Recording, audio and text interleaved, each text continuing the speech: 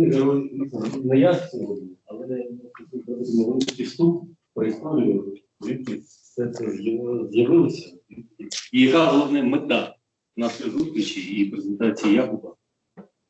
Все почалося з того, що архітектором нашого бюро мав честь працювати десь 1,5 року JAKUB CIGLER ARCHITEKTI, наступника. І тут таки трохи мені Антоніна заборонила показувати об'єкти, над якими вона працювала, але кілька вражень я хотів все ж таки поділитися. Це вони на авторському нагляді, де Якуб Циглер архітектор разом з бюро «JAKUB» працювали в центрі Праги великі громадські об'єкти. Це фото робочого місця Антоніни. Дуже схоже на те, що в нас є, ну, тільки за розмахом, там є архітектори користуються басейном, які, можливо, в спільній власності всього будинку, наприклад. Далі.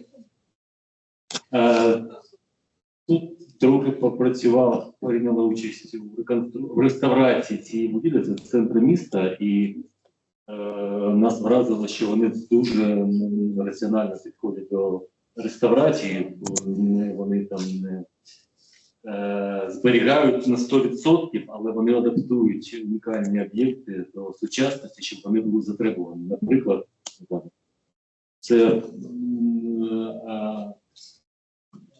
телефонна станція величезна, де вони все ж таки зробили мансардний поверх працюючий наступний раз. А також зробили паркінг в підвальному та цокольному поверсі. І для цього вони трохи змінили головний фасад, але робили це, намагаються зробити, бо я не знаю, який результат, але робили це максимально обережно. Це наукова праця, що мене вразило, що в них зберігаються історичні матеріали, навіть креслення авторів проєкту в архіві.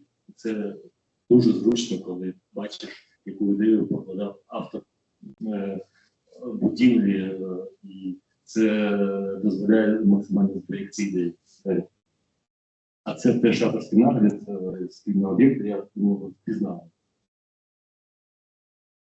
Один з авторів цього проєкту, далі. Це теж далі. А це проєкт Якуба, це виробництво вина, це вони вже на екскурсії готового об'єкту, як мені розповідала Антоніна. Вона не може сама розповісти, бо вона зараз в потязі між Прагою та Дніпром.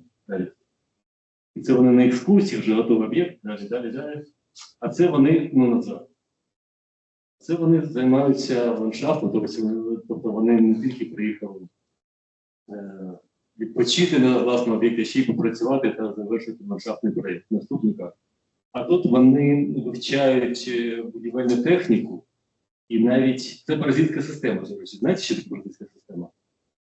Не знаєте, це коли воротаря футбольного навчають стояти в воротах, ставлять його поперед вітрини і б'ють м'ячем, щоб він схопив цей м'яч, або вітрина магазину може розбитися. Це радянська такий жарт.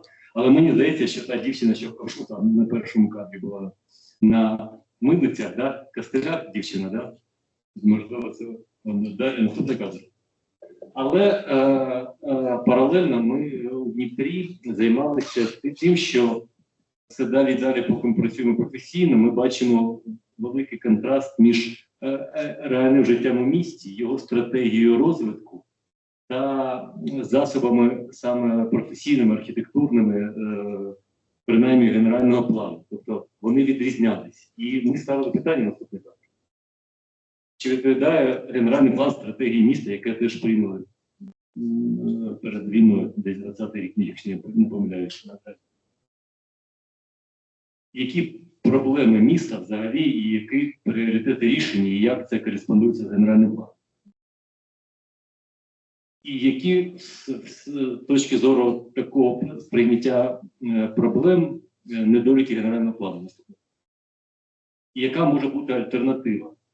І ми прийшли до висновку, що потрібні ще додаткові документи, щось схоже на стратегію інтегрованого розвитку, до якої війде стратегія розвитку Дніпра. Наступний кадр. І яка може бути наша роль архітекторів в цьому документі? Оце такий документ з точки зору громадськості, містян.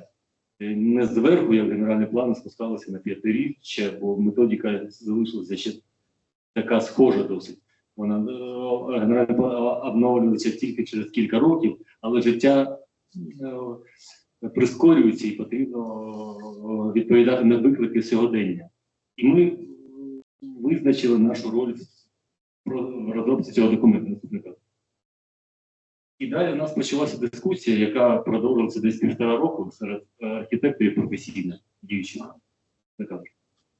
І ми в якості, наш колектив, в якості такого навчального процесу розробили на власний розсуд саме таки перша спроба стратегія просторового розвитку мандриків наступний кадр. Де ми використовували європейський досвід з бюро КСАП нідерландського, наступний кадр. І навіть посягнули на святе всіх святих 8 полос руху приватного транспорту по набережній, замінивши її на 4 полоси та трамвай. Але це вже як наслідки вдалої реалізації стратегії просторового розвитку. Тобто це наші мрії. Наступний кадр. Далі вже архітектурна спільнота, Союз архітекторів при величезному вкладі архітекторів Філімонова Каширіна та Андрія Гріманова та ще членів Спілки Архітекторів, був такий перша ініціатива спробувати розробити концепцію просторового розвитку. Наступний кадр. А далі ми весь цей час спілкувалися з нашими друзями-чехами, і Матєш пропонував нам допомогу, як вам допомогти. Ми говоримо, давайте спробуємо якусь освітню програму зробити. І коли ми щось намагалися зробити, він приїхав до нас в гості, до нас в бюро, ми показали йому місто. Далі зустрілися з активом Союзу Спілки Архітекторів. Далі також ми виїхали на природу, приростили саморобну українську горілку. Тут навіть я Матєш щось не помітив, десь він, мабуть, вже чарку вибув. А потім ми взяли в нього інтерв'ю, яке в нього правильне від міста, і нас це дуже зацікавило, до речі. А далі ми спробували поєднати наші намагання в розробці стратегії міста та освітньою програмою магістрів. І ми зустрічались викладачі, голову, активісти спілки архітекторів, студенти, і намагаємося якимось чином поєднати сучасні проблеми міста та освіту. Наступний кадр. І, мабуть, це все. А далі пропозиції тем студентів-магістрів Андрій запропонував, я вислав Матєшу та Якубу, вони подивились і сказали, що все це добре, але ми готові виступити з презентацією невеличкою та вам дещо порадити. Я не знаю, про що буде виступ Якуба, але він унікальна особистість, талановитий і відомий, не побоюсь цього слова, у всьому світі архітектора, і я вважаю, що це може бути для нас дуже корисним. Дякую і передаю слово Якубу. Hello. I'm here in my office with my son Matthias and my colleague Peter Bednar.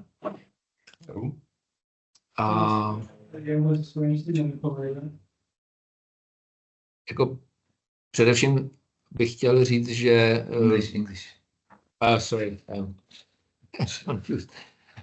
First of all, I would like to say that it's a bit difficult to speak to this black screen instead of see your faces and be with you in Dnipro. Він би хотів сказати, що, по-перше, досить складно розмовляти з чорним екраном, він буде з нами зараз у Дніпрі.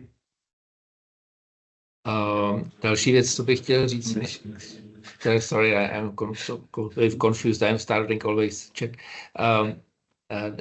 Another thing what I would like to say is that it's kind of difficult for me to speak about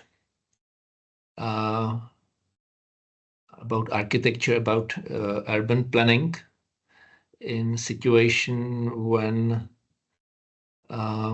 there is in your country ongoing war, and there are all discussions about architecture and urban planning. For me, it's not so important like to solve first these fundamental problems, which are for me completely impossible to understand. Також він би хотів зазначити, що йому дуже складно розмовляти щодо архітектури та урбаністики в той час, коли в нашій країні йде війна, і якби є деякі інші проблеми, які, в принципі, вимагають більшого розглядання та розрішення. Але, but from the beginning, I was thinking, you know, and with my colleague, we were thinking here in Prague, you know, since the February 2022, what would be possible to, how we can help to Ukraine. Але от з лютого 2022 року він з його командою розглядали та думали щодо того, як саме вони можуть допомогти Україні. And architects in Prague and Czech Republic developed some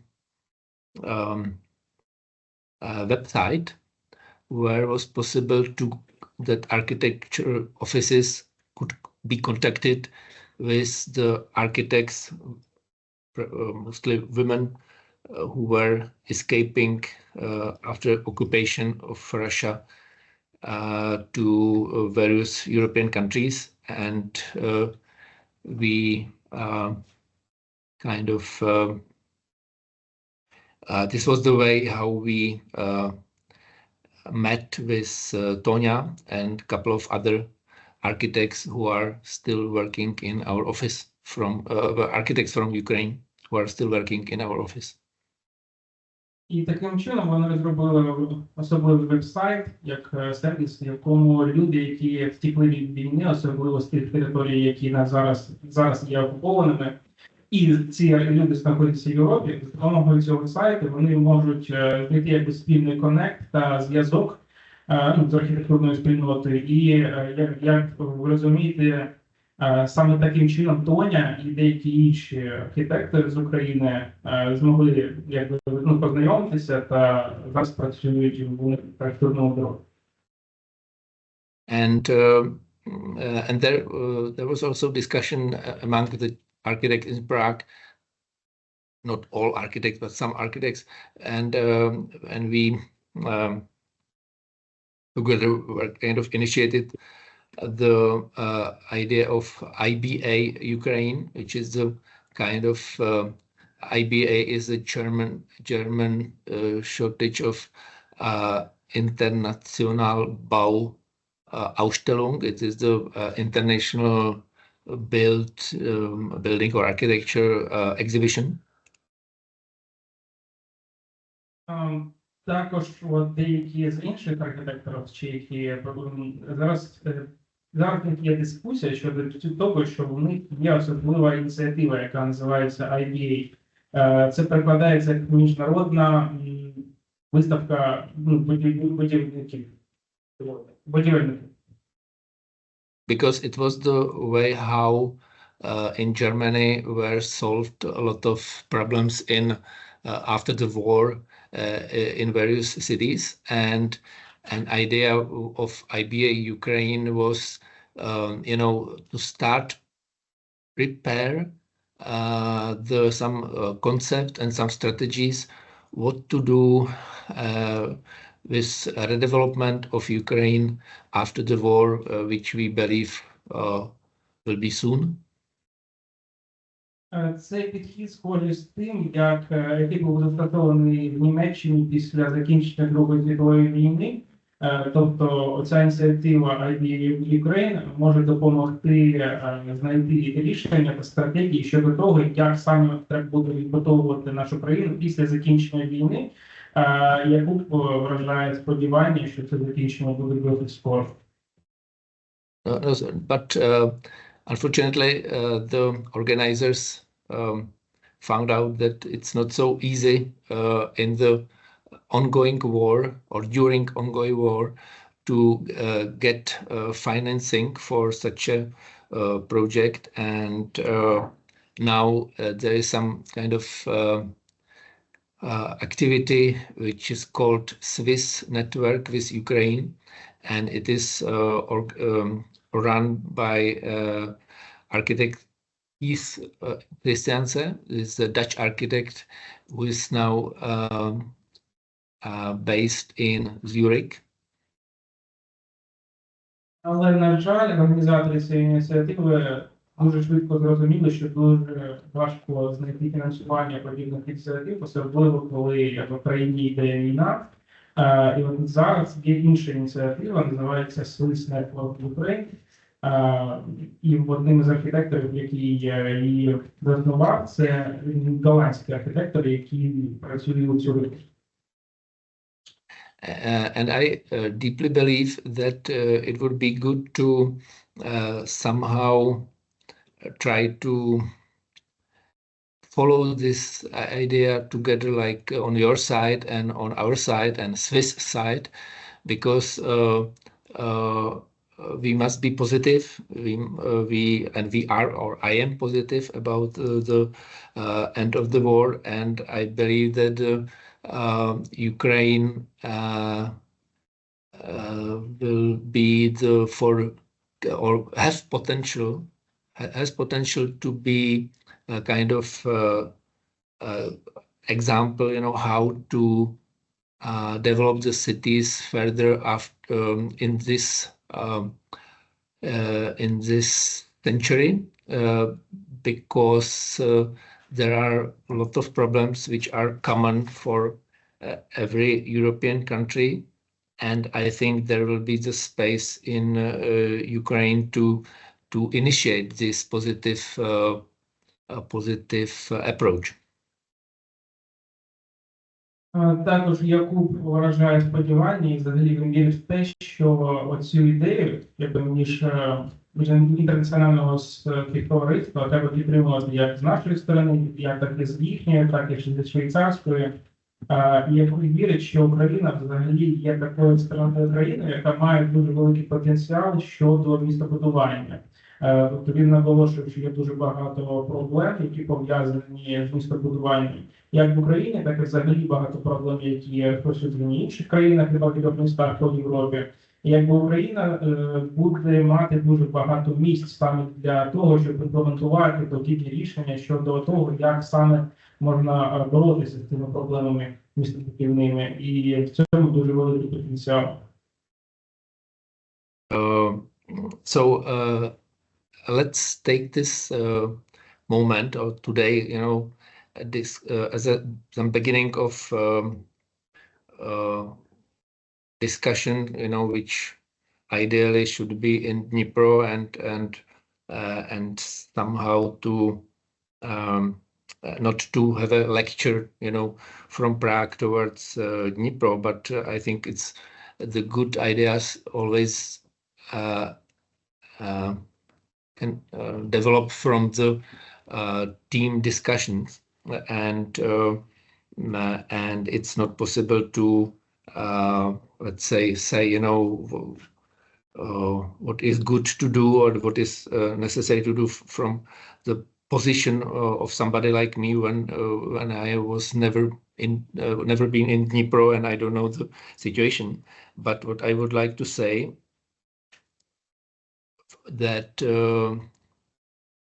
maybe I stop now for translation. Якуб призиває вас до того, щоб сьогоднішню лекцію ви вважали як початком дискусії щодо подібної співпраці і погляду того, що можна зробити в майбутньому.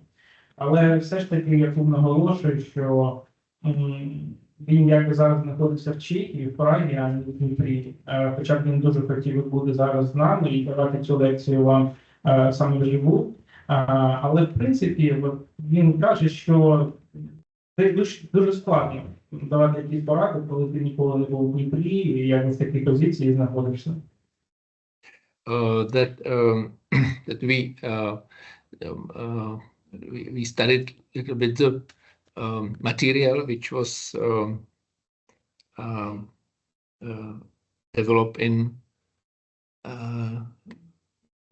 under with Oleksiy, and this strategy material for Dnipro, and I must say that I was amazed, how very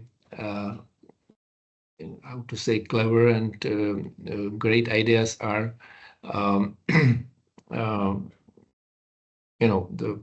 based on this material, and basically I think it's great foundation for the redevelopment of Dnipro. Але все ж таки вже як є деякі ідеї, і взагалі вони підготовлені так чи інакше матеріал щодо того, що саме можна імплементувати для того, щоб відбудувати Дніпро в нове місто. This material reminds me a little bit the situation which I was part of in a couple of years ago, exactly about, let's say, in the year 2007 or 2008, when my office was working on one project in Moscow. Взагалі цей матеріал дещо нагадує Якубу ситуацію, коли десь у 2007 чи 2008 році його студія працювала над проектом в Москві. First of all, it's now for me quite difficult to say loudly the name of this city, because I think it must be very difficult for you and for me as well to hear even the name of Russia and Moscow. But I was in that time, I believed that or I hoped that there can be some positive and essential changes happen in Russia. Якуб наголошує, що в принципі зараз йому дещо навіть стидно навіть промовляти назву міста Москва та взагалі Росії, і він розуміє, що вам теж може бути складно навіть це чути, як назву країни. Але на той час, коли він працював в Москві, він сподівався, взагалі у нього була надія щодо того, що в тій країні відбувалися якісь позитивні зміни на краще. But we had some big project there, and we were very enthusiastic about to complete this project in Moscow. There was some large office building. But what I want to say is, in that time I also visited city Perm, which is on the edge of Ural and or between the Asia and Europe. For me, it's very far away from my country and my culture.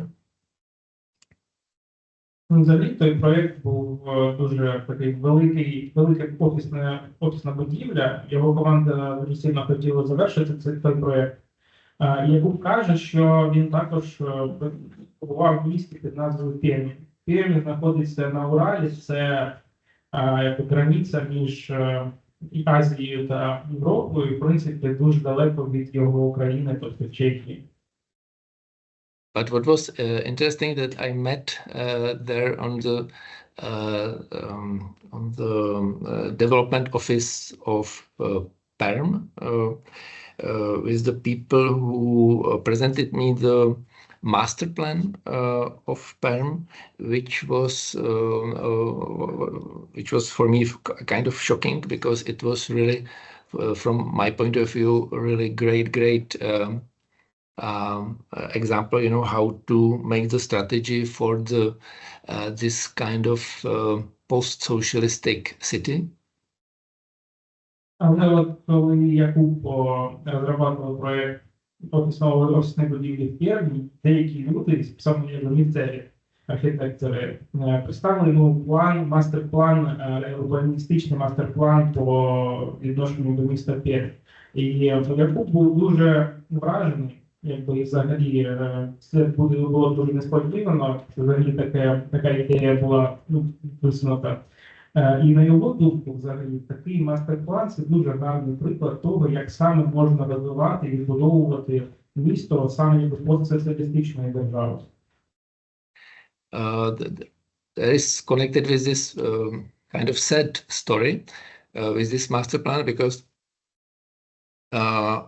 in these days the mayor of kind of sophisticated mayor of Perm realized that the development of the city is not going the right direction, and he asked Dutch architect Keith Christiansen and he invited him to Perm, and they prepared this master plan, the Dutch architects from Amsterdam. Але з цим мастер-планом пов'язана дещо печальна історія. В наші дні мер Пермі, дуже така витончена людина, мер запросив голландського архітектора Яна Крістенсена, щоб той розробив мастер-план до міста. По думку мера, в дуже гарному напрямку розвивається місто Пермь. І, в принципі, теперішній мастер-план для міста Пермь був розроблений голландським архітектором. And this master plan was based on the fact that the Keith Christiansen realized that the development of outside of the city is very toxic for the city, and it's better to start with the development from the center. But because the various developers and oligarchs bought substantial land around the city and were planning to make some development, then they were kind of fighting against this master plan. Цей мастер-план зараз побудований на такому концепті, що треба будувати і взагалі відновляти саме центральну частину міста, а не окраїни. Бо відбудова окраїн, на думку голландського архітектора Крістенсена, була дуже такою токсичною роботою через те, що багато хто з олігархів взагалі, тобто можновладців, заможних людей, викупили дуже великі ділянки саме за межами міста. І вони виступали проти того, щоб мастер-план доторкався їх земель, бо вони саме хотіли робити щось там. And these oligarchs who didn't like this master plan because it was kind of canceling their projects and decreasing the value of the land which were bought, so they managed that this mayor of Perm went to the prison and spent there a couple of years because he initiated the sophisticated and, let's say, visionary plan for the city. So I think it's a very sad and significant story for Russia and these kind of similar countries. Суть в тому, що ті олігархи, яким не подобалося взагалі ідея цього мастер-плану, бо мастер-план міг вплинути на те, що вартість земельних ділянок, які вони купили, почала зменшуватися. І вони вплинули на це таким чином, що вони відправили мера в тюрму на 2 роки за те, що, в принципі, він ініціював цю ідею з мастер-планом щодо такого виключеного та довгоіграючого плану на розвиток міста Пермь. І, в принципі, це дуже такий печальний приклад того, як саме може відбуватися в Росії та в деяких інших країнах такого типу. And maybe I would like to now share a few pictures from this book, which looks like this. This is this master plan. It's very very substantial, very great work.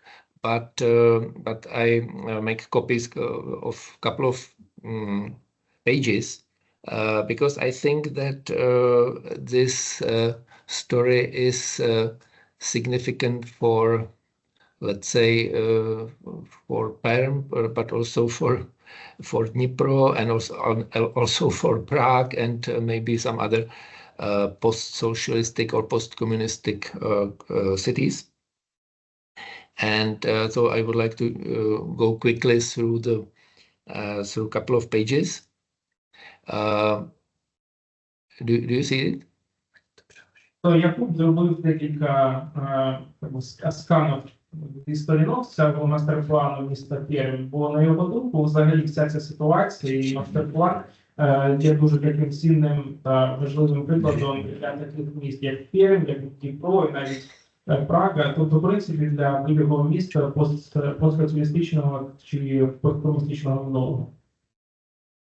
And what I like on this master plan is that it's very simple and without necessity to read anything. That you can see the problem which Християнця is addressing. Що подобається Якубу в цьому мастер-плані, що він досить такий простий та зрозумілий. Тобто, в принципі, немає необхідності щось читати. Ви можете бачити деякі моменти проблемні, які саме вирішив підкреслити архітектор Християнця. For example, here on the left, if you see my cursor, is the existing city of Perm. Here, the red dots are, or areas are the development of was prepared by these oligarchs. And the Christianity is saying, these are the danger, that there is in the beginning there will be not completed either projects in the center or in the new territories, and in the end it will be it will create the dead center of the city, and what instead of this situation where there are spreads a lot of projects around the city, in the center and outside, this master plan recommends to concentrate in first case to fix the problems of the city center. Як ви можете бачити, на першій картинці був якби ще існуючий тип того, як саме розвивається місто. Друга картинка – це те, що якби було запропоновано олігархам. Як ви бачите, більшість нововведень, взагалі якби розвиток міста, происходить в тих ділянках, де саме є їх земельні ділянки, тобто цих олігархів. І архітектор Християнсен підкреслює, що якби в цьому є проблема, що якби по течение деяких років буде дуже велика ділянка в центрі міста, яка буде не забудована чимось новим, тобто якби вона ігнорується. І його альтернативний план заключається в тому, щоб змінити кількість проєктів, які відбуваються по всьому місту, і сконцентрувати їх тільки на центральній частині міста. Now I will go quickly through the further strategies which were the KCAP, the Christian's office, was recommending, and basically there are a lot of issues and a lot of ideas which are also content in the material prepared for Dnipro. So I think that there are this strategy for Dnipro already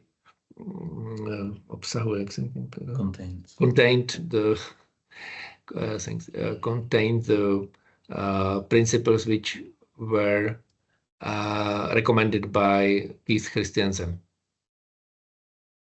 Зараз Якуб дуже швидко пройде по декільком стратегіям, які Keith Christiansen рекомендував до використання у мастер-плані відновлення міста Києва. Взагалі, Якуб каже, що є дуже багато ідей та деяких підкреслених проблем, які він підготував в матеріалах щодо Дніпра. Але в цілому цей підхід і моменти, які ми можемо бачити в мастер-плані підготовленої командою архітектора Ігоря Крістенсена, він також так чи інакше може бути використаний як приклад давати цінність щодо проблеми Дніпро. And you know, as I went through various pages, and maybe here I can, for a while, to stop to comment that, you know, that the city of Perm, similarly like Prague, like Dnipro, like, you know, hundreds of other cities during, you know, after the war, were built. You know, very sparsely, and these pictures show that it's first of all necessary to create a compact city which can live and which is only potentially a city where people like to live. Я хотів би зазначити, що Пермь, так і Дніпро, так і Прага, і багато інших міст після завершення війни відбудовувалися такими дуже широкими мазками, як тут широко без розуміння про перспективи. Але, на думку Якуба, навпаки, треба, щоб місто було компактне і взагалі це підвищило якість та комфорт життя людей. Another book which I have with me is the book about it's Czech book about the density and economy of the cities. Інша книга – це вже чеська книга, яка торкається теми плотності населення та економічного розвитку міст. And here on this page, even without experience with the Czech language, you can see these various columns like they are changing from the you know, historical center on the left, then this you know, structure of the 19th century, this blocks of buildings, you know, and then, you know, the villas, the residential houses, and so on and so on. And in the end, this modernistic, how to say, sídliště, estates, and you can see what are the percentage of the, or average of the explosion of the space, you know, and this is the very important to know, because, you know, there are various parts of Prague, you know, in these lines, but in the columns are, you know, different principles of the urban planning, and there is very easy to see what are the efficient parts, you know, or structures and what not.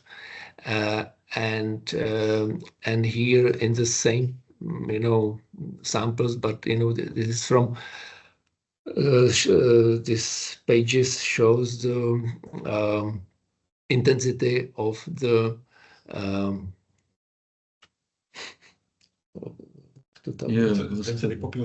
population density, sorry.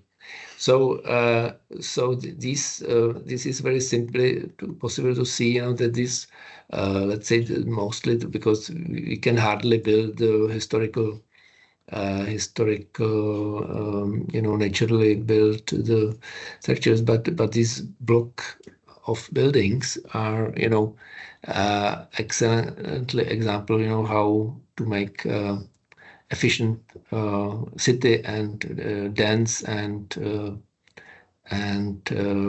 also economically well, because here are some calculations, what are the cost of the structure and what are the cost of running the cities. And again, here you can see that this, structures of the 19th century blocks of buildings is most efficient and most logical. Ну, як ви можете бачити на цих колонках, в принципі, Якуб зазначає, що вам не треба розуміти чеської мови, щоб зрозуміти, що саме вам показано. Ви можете бачити таку дуже стару, історичну будівлю зліва, потім воно плавно перетікає до забудови 15 століття, а потім вже більше таке модерністичні будівлі, як це показує плотність населення. А на інших графіках також показує ефективність міста щодо увеличення плотності населення та взагалі економічної розвиток. І в принципі на цих графіках також можна побачити, що найефективнішим часом щодо економічного розвитку і підростання кількості населення був саме 19 століття у Празі. Okay, so I think I will now ask Peter, my colleague, to continue, and that he will tell you some lecture about similar issues, because I think he's preparing now some book about which address the common problems of the contemporary cities, and you will see that the issues which we are solving in Prague are probably very similar or same with the issues which you solving in Dnipro. Зараз продовжує колега Якуба. Він також приготував книгу, яка розглядає деякі проблеми саме урбаністичного характеру. І Якуб зазначає, що багато з проблем, якими вони зіштовхуються і взагалі намагаються боротися в Празі, вони, в принципі, дуже схожі на ті, які є в Дніпрі. Okay, so thank you very much for inviting us. The curse and the blessing of architecture is that you get to worry about things, places, and ideas very far away from where you live, leading to a life of constant stress and worry. Because ultimately, as an architect, I'm always try to make sure that misfortune, negligence, bad ideas, and ultimately bad people cannot prevent one from trying to live their life as they see fit. And Ігор дуже вдячний за запрошення, і він наголошує на тому, що в принципі, один із дуже таких крутих моментів в роботі архітектора – це те, що вас постійно турбує і цікавить життя в містах, які знаходяться дуже далеко від вас. То, в принципі, як архітектор, він дуже цікавиться тим, щоб якісь моменти такі, як халатність,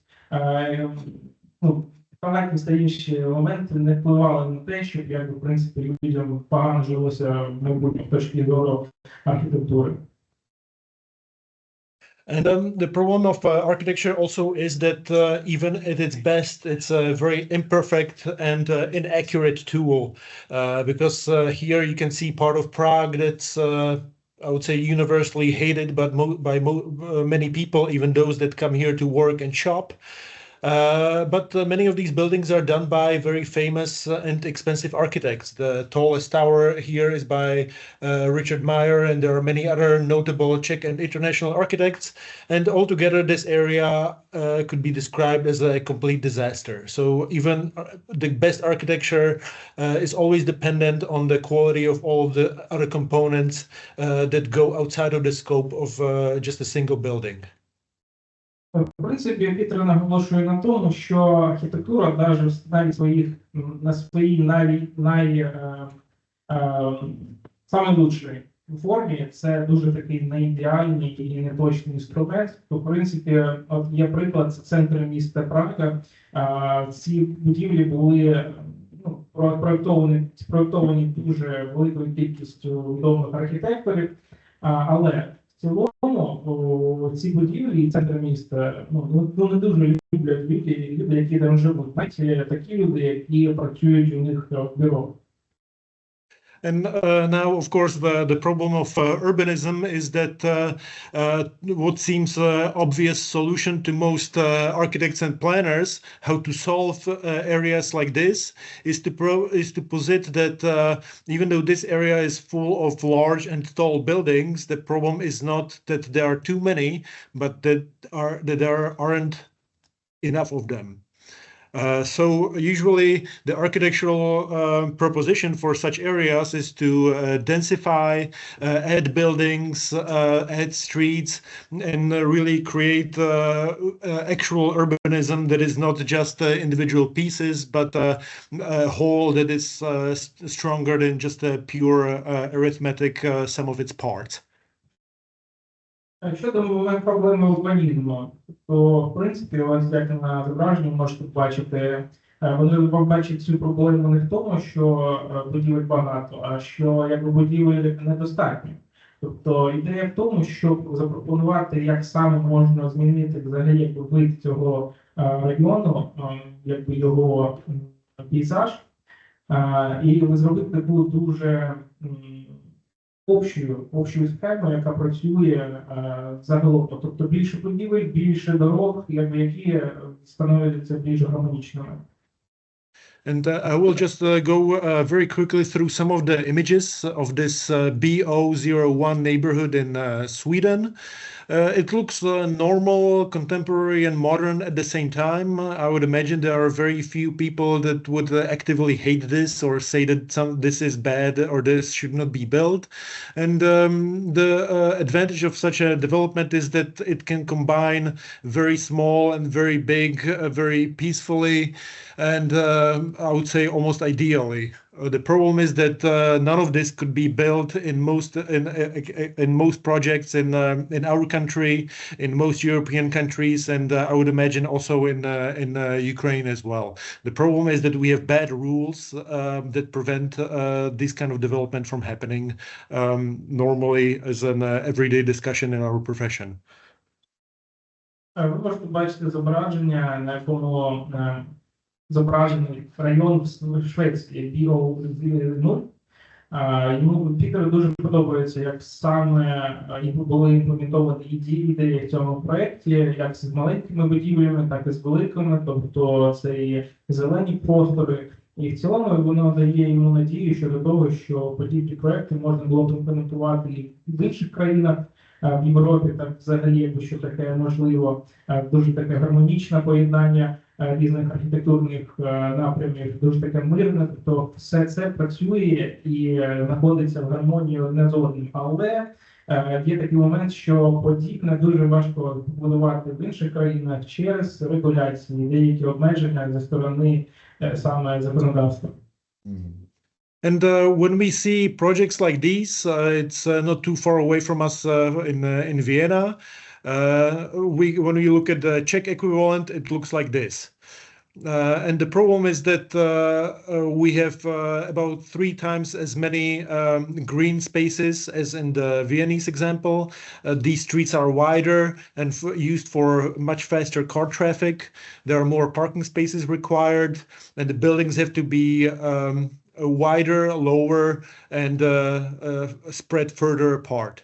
And this creates this kind of landscape that has been completely normalized. Everybody is used to cities looking like this, but there is nothing inherent about this kind of landscape. This is all the equivalent of bad rules that prevent us to do solutions that are more intensive, but ultimately much better not only for architecture and urbanism, but also for the human experience, prices, and other urban measurable criteria. Ось ще інший проєкт, це чи який він знаходиться, це еквівалент іншого проєкту В'єні. Як ви можете бачити, дещо інший підхід та нормативи і регуляції, за якими їм потрібно працювати в Чехії, тобто це ширші дорожні полоси, ширші домівки, але вони тим самим нижчі. Взагалі треба дотримуватися определеної дистанції між будівлями, тобто щоб вони не були поруч одне з одному. Більше потрібно паркових місць. І в цілому подібний проєкт, він дає можливість бачити більше неба. Тобто горизонт дещо відлічається від того, що ви тільки що бачили в минулому проєкті. Як зазначає Пітер, це не дуже добре, так як це те, що вони отримують через свої регуляції та норми законодавства. На його думку, те, що ви бачили перед цим, це набагато краще, бо це, в принципі, гарний досвід для громадян, які там живуть, як місцевих жителів, і, в принципі, для гармонічного поєднання урбанізму з архітектурою. The problem for us is that we can look at projects like this, which is a normal street for a social housing project in Austria, but this is completely inachievable unless you are dealing with the most expensive of expensive projects in Prague, which is of course a huge pity. So that's why my design thinking is, I call it more taller and closer. More because all societies throughout the world are suffering from lack of infrastructure, buildings and services that come in them. We should build a little bit taller because it will preserve valuable and finite open space and natural landscape. And also it should be closer because that creates a better relationship between buildings. It allows for better architecture and also saves energies and improves hopefully human lives. Ось ще одна проблема, як архітектор, дуже важко дивитися на минулий слайд, де ви бачили будівлю.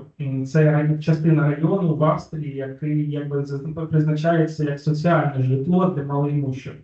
Але як Пітер розуміє, що подібний рівень і якість побудови проєкту можливо тільки якщо ви працюєте з найобезпеченими, тобто найбагатшими країнами і взагалі проєктами з фінансування. Тому ось в нього є така ідея, ініціатива, яка називається «Більше, вище і ближче». Чому саме така назва? Більше, бо в принципі дуже багато людей, яким не вистачає житла, вище, бо таким чином буде більш гарніший тип горизонту, і ближче, що якщо будівлі знаходяться ближче до одне одного, це в принципі покращує архітектуру і взагалі робить людей ближчими до одне одного. And for us, but also for most of countries in the world, we are suffering from extremely high cost of living. We are also endangered by the potential exhaustion of the current economic model, and also we are only beginning to suffer from the consequences of a different climate and other unforeseen circumstances.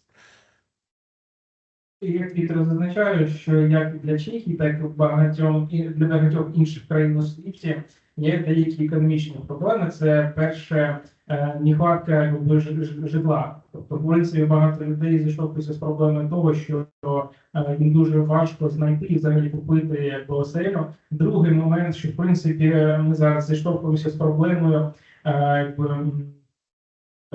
виматування, тобто економічну модель. Теперішня економічна модель, вона якби закінчує свій цикл життєздатності. І третій момент, що ми, в принципі, зараз починаємо зіштовхуватися з проблемою зміни клімату. And of course, all of these issues are existing on a giant scale that spans the whole world, and it's really difficult to even grasp it as an architect. So, of course, for me as a designer, it's maybe more interesting to bring it down to the most simple of things, which is where would you rather sit? Here we can see two tables. This is the first one. It's extremely luxurious, giant, well-made, and terrifying at the same time, while this one is cheap, normal. There is nothing impressive about it, but I would say that even people that would normally like to sit at the table with Putin would probably, the normal events, prefer this type of environment, where you sit closely to someone, or you sit on a very cheap chair, you're having a chat, but the relationship that you can have here is much better and much worthwhile than the one that you can achieve with something much more expensive, large, and terrifying.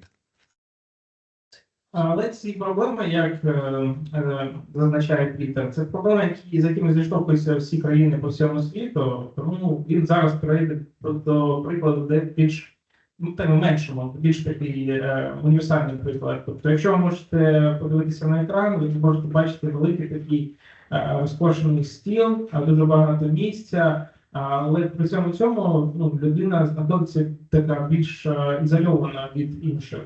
А на другій картинці ви можете бачити більше людей, вони скупчені, вони сидять на дуже таких дешевих пластикових стульях, але воно не стільки важливо, не тільки важливо їм, що вони на дешевому чимось сидять, бо, в принципі, якщо людині дати можливість вибрати, то навіть та людина, яка вибере сидіти за одним столом з Путіним, то вона, в принципі, так чи інакше в кінці вибере сидіти в компанії з людьми, бо, в принципі, общительність, екосоціальність дуже важливий аспект. Unfortunately, nothing in urbanism is a clear win because there is always a contest for every land that is available. And even though most people would probably find this type of seating arrangement inoffensive and even welcome, you cannot sit on this particular terrace anymore because it was removed last fall.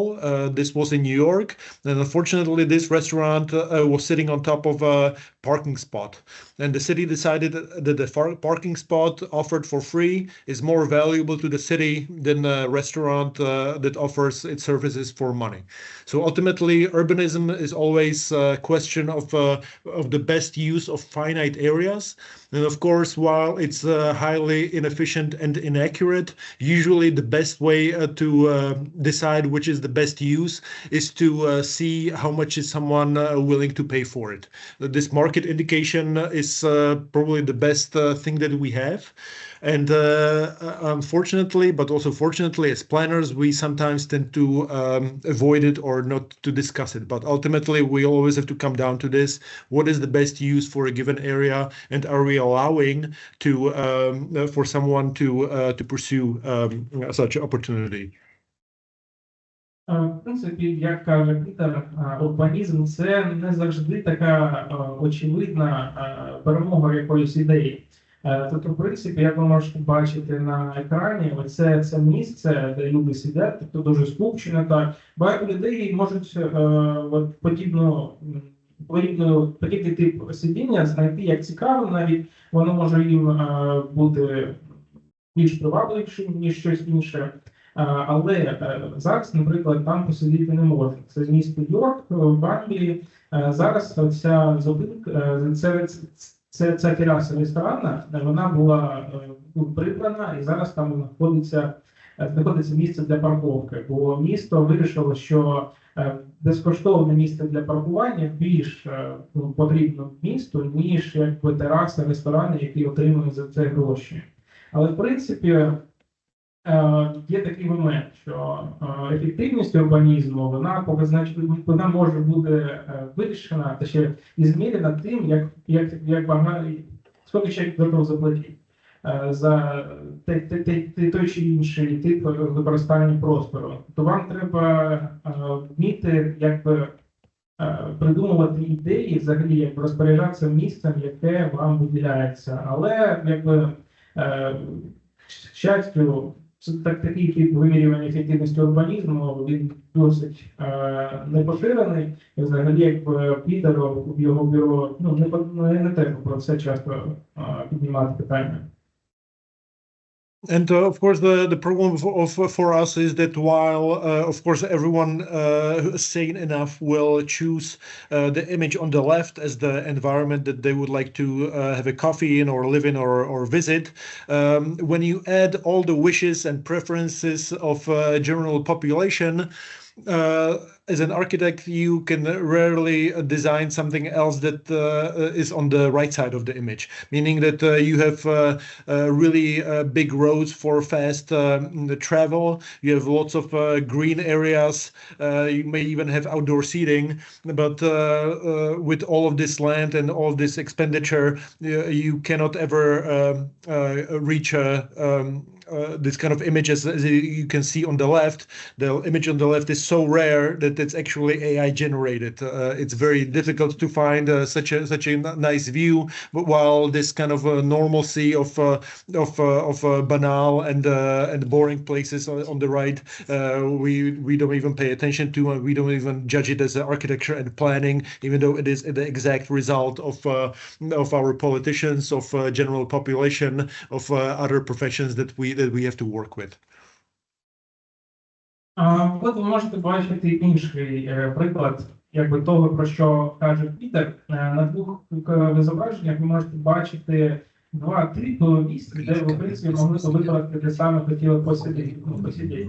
В принципі, більшість людей виберете той, що зліва, хоча той, що справа, це більш розповсюджений тип. Тобто, насправді, оце дуже гарний тип освітлення, взагалі такий дуже привабливий місце зліва. Це настільки рідка комбінація урбанізму, тобто із гарною дорогою, із архітектурою по місцям і освітленням, що це взагалі якби згенероване зображення штучним інтелектом.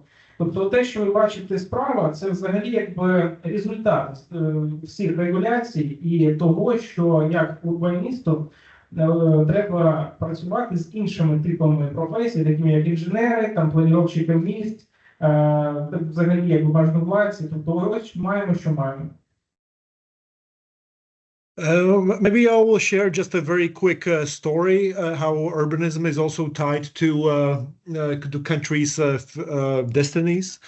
Czechoslovakia was started in 1918, but it was started in Pittsburgh, where American immigrants and Czech politicians decided that we will have a state. And they signed it in Pittsburgh in this building, Loyal Order of Moose building, very beautiful building. They signed it on the ground floor. Ось вам приклад того, як урбаністика пов'язана з історією держави. В принципі, коли була заснована Чехословакія, це рішення було укладено в США, в Пітсбургі.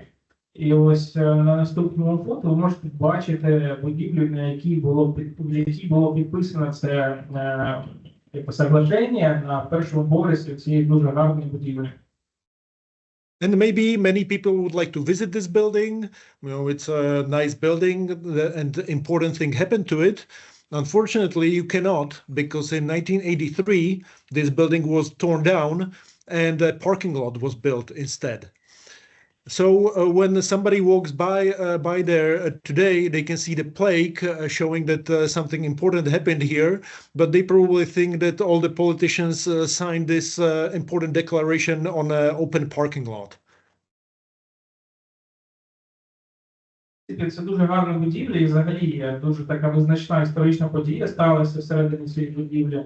Але якщо ви захочете відвідати це місце, то вас не вийде. Бо ця будівля була знесена в 1983 році, і на її місці була побудована стоянка для автомобілів. Тобто зараз, коли ви проходите по це місце, можете тільки побачити табличку. яка зазначає цю дату і визначну подію. І, в принципі, людина, яка проходить повз, вона може подумати, що всі ці політики, історичні особи, які підписували соглашення щодо створення Чехословакії, все це підписували на стоянки. And turning something into a parking lot is usually reserved for as a punishment for some particularly evil deeds. One thing that was turned into a parking lot was the site of former Hitler's bunker after the war. The bunker was here, then it was removed, and so people would not be able to go and celebrate it there. A parking lot was built on top, and actually, even though it's Hitler's parking lot, it's a very nice parking lot. It's probably nicer than most parking spaces in Prague, even though it doesn't really collect water because there's a still underground bunker underneath it. No, but this is a pretty decent parking lot, actually much better than the one in Pittsburgh. Як каже Вітер, взагалі, якби судьба якоїсь будівлі, яка була зарушена і на її місці була побудована парковка, це взагалі тип наказання, яке дається, виділяється таким місцям, де сталася якась прикра ситуація або якісь злі речі відбувалися. Ось, наприклад, на зображенні можете бачити парковку в Германії, в Берліні, під якою знаходився бункер Адольфа Гітлера. Тобто, взагалі, вход в бункер був знесений, на його місці була побудована парковка. І, в принципі, вона досить непогана, краще, ніж більшість парковок в Чехії, але, в принципі, вона збирає в центрі собі воду, бо, в принципі, під нею все ще знаходиться бункер старий. Але, ось, якби приклад іншої ситуації. So, to summarize, we expect cities to be interesting, full of different layers, maybe even slightly dangerous, especially when you're a small child and you imagine great mythical stories in the old cobblestone streets. You imagine interesting trains and so on. But in reality, you get cities on the right.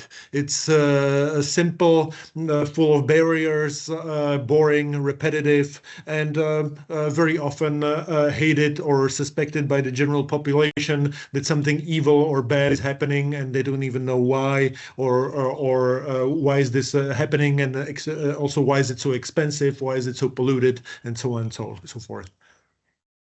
В принципі, на його думку, місця взагалі повинні бути досить цікавими і різноманітними. Тобто всі ці слої, з яких состоїть місто, вони повинні відлічатися одне від одного. Навіть, як зазначає Пітер, деякі місця можуть бути досить опасними. Тобто, наприклад, якщо ти є дитина мала і бачиш якесь місце, де замість асфальту використовується брусчатка, то одразу в голову лізе якісь ідеї щодо пригод, і взагалі, що щось там цікаво може відбуватися. Але насправді ми в більшості випадків отримуємо те, що ви можете бачити справа. Тобто такі досить прості, нецікаві міста, тобто 4 типи приємності в містах, тобто які поділяють місто на 4 зони. І, в принципі, деякі люди навіть починають думати, що щось погане відбувається без їх відома. Тобто все ці загрізнення клімата, якісь інші моменти, які відбуваються поза їх очима. And this is both important and bad because usually for most countries, the earlier they urbanized, the better they are doing today. Usually the larger degree of urbanization is connected to greater civic freedoms, economic prosperity, a better stewardship of the land and the environment. And throughout the history, it was basically a rule that if you wanted to improve your life, freedom and material conditions, you would move into the nearest large city.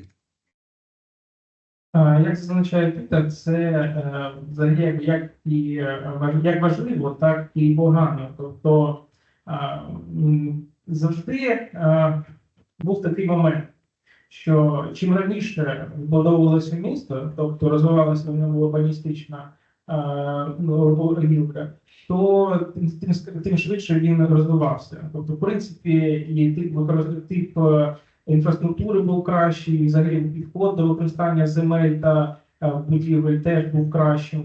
Тобто, ще й спокон віков був такий момент, якщо ти хочеш більш можливості, там взагалі кращий рівень життя, то переїжджай в якесь найближче велике місто. Unfortunately, in the last few decades, this is no longer true. And the reason is that housing is so expensive in all of the major cities with the best access to work, is that this urban premium does no longer exist. High-skilled workers may move to high-skilled and better-paying jobs, but still a larger share of their income is going to be wasted on housing and basic necessities, meaning that it makes no longer sense for most people to move to cities because they cannot afford it. At the same time, in cities, that's where you have all the best paying jobs. And the reason why we don't, why this is so difficult is not a mystery. The reason is that urban plans of all major cities, especially those with the most expensive housing, decided in the last 50, 60 or 70 years to voluntarily stop, slow down, or make urban expansion or construction of new housing illegal, extremely complicated, or extremely expensive. In most advanced economies, housing construction per capita is lower than it was immediately post-World War II.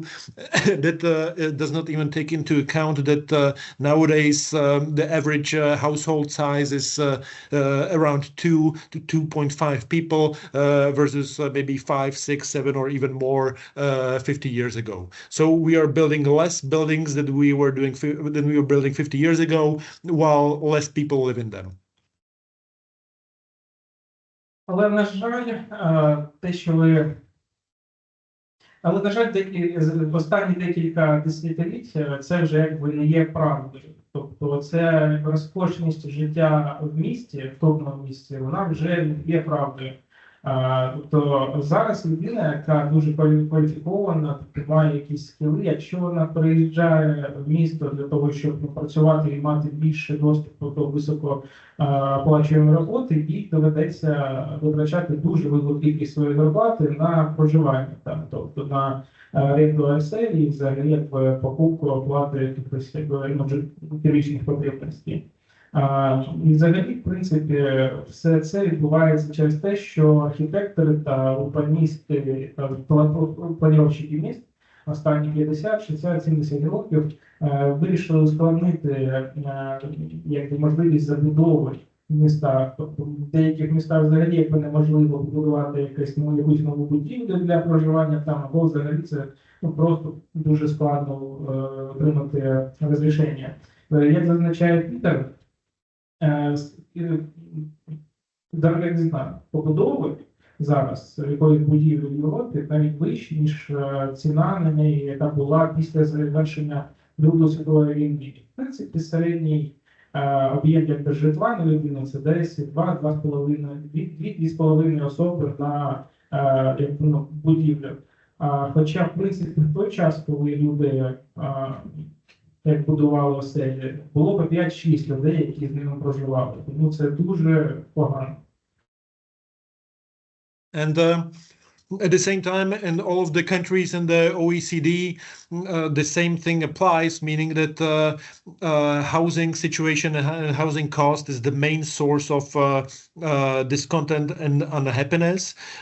Climate-related, socially related, or even economically related issues are much further behind. So basically, in all of the advanced world, housing is the primary problem, and this kind of housing theory of everything should be the driving point for future urbanization. Як зазначає Пітер, в принципі, взагалі проблема оселі, якби цін, які люди платять за те, щоб жити в найрозвиненіших країнах і крупних місцях, є найважливішою і найтакою сильнішою зараз для людей, яка дуже їх турбує. І, наприклад, проблема зміни клімату, вона якби відстає, взагалі десь на фоні через це знаходиться. And this takes this really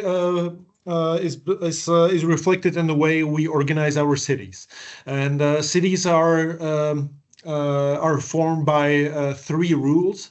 Of course, the main one is nature, which is a given, even though mankind is becoming pretty good at manipulating terrain and partially even climate. Unfortunately, not usually in the correct way.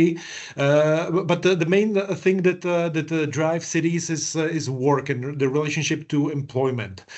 You can make lots of people to move or live in some city, but they will not stay there unless there's something there for them to do, and also something for them to spend their time after work.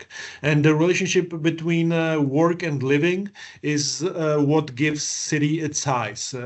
What is the kind of constant throughout history is the market is a constant, which says that the city will form in its size and spread according to the current technology that will allow most of the city's population to get to work and back within 1 hour in one way. Sometimes it's described as 20 minutes or 30 minutes, but basically your journeys to work is what will give city its size, no matter what the rules are. Of course, many cities, many countries have tried to change this by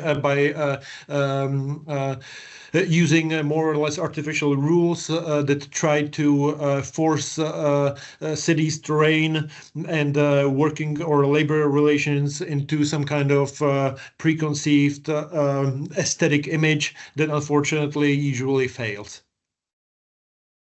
В принципі, через це міста формуються по трьом принципам. Перший принцип – це пов'язаний з природою, взагалі, як саме можна змінити оточуюче середовище під нужди міста. В принципі, як визначає Пітер, людство дуже гарно в цьому продвинулося, в тому, як саме можна змінювати ландшафт, якісь водні ресурси для того, щоб саме воно працювало на місто навпаки. А другий момент – це те, що пов'язано з зайнятістю. Місто повинно приваблювати людей для того, щоб вони там залишалися. Ви, в принципі, можете людей напустити в місто, але вони в ньому не залишаться. Вони покинуть це місто, якщо там буде що робити. Тому дуже важливо, щоб місто було повне якихось активностей та цікаво саме з точки зору зайнятості. І ще один момент – це те, що стосується дороги. Тобто, в принципі, того часу, який ви витрачаєте на те, щоб дібратися до роботи і назад. Це десь повинно займати максимум час, тобто в обидві сторони. І взагалі, якби планування міста, його розвиток, він повинен охоплювати всі ці елементи для того, щоб місто було привабливим, завжди життєздатним та мало перспективу для розвитку до майбутнього. So most of the urban problems in our countries are caused by past and sometimes even current bad ideas about planning, such as 50,000 people should live here, 100,000 people should live here. This city should be made to, or this city should exist only to dig for coal. This city should only make toys and so on. We can do this for a short time with huge inefficiencies and expense, but it's never a lasting model that will outlive the administration that forced its existence. Cities always have to be the result of a voluntary participation and voluntary decision of where one wants to live and work. Як зазначає Пітер, в Україні дуже багато саме таких проблем, пов'язаних з містобудівництвом. Це проблема стосується планування міста, бо дуже багато є таких міст, які були создані з якоюсь конкретною цілею, з якимись конкретними нормами та лімітації. Тобто десь кажуть так, в одному районі живе 50 тисяч людей, в іншому 40 тисяч людей. Це місто добуває тільки вугілля, інше місто будує якісь іграшки для дітей. Тобто цей плановий тип будування міста, він не життєздатний до довгострочної перспективи, він може існувати тільки поки існує адміністрація, тобто тип державності і влади, яка запланувала це місто, але все одно навіть подібний тип будування міста він буде неефективний, тобто воно буде розвиватися в мінус. Тому, як зазначає Пітер, все це воно пов'язане. Місто повинно розвиватися з точки зору добровольного проживання людей, там, щоб люди добровольно там туди приїжджали, там залишалися і будували своє життя. And you can see it in the series of next 3 maps. I will show relatively quickly, so I will go through them and just quickly say what it is about. The problem, or in the post-World War II, the main problem identified was that all of Czechoslovak industry was located only on a fraction of the country's area, and the main issue for the planners was the idea that we need to distribute it evenly across the whole country. So this was the plan of where new population centers should be, always outside of the existing cities, which were avoided.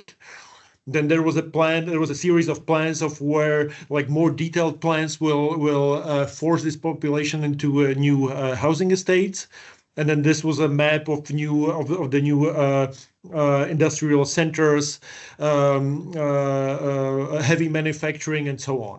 And the interesting thing is that if you combine these 3 maps together, you get current Czech map of all brownfields. We have over 4,000 brownfields, most per capita in Europe.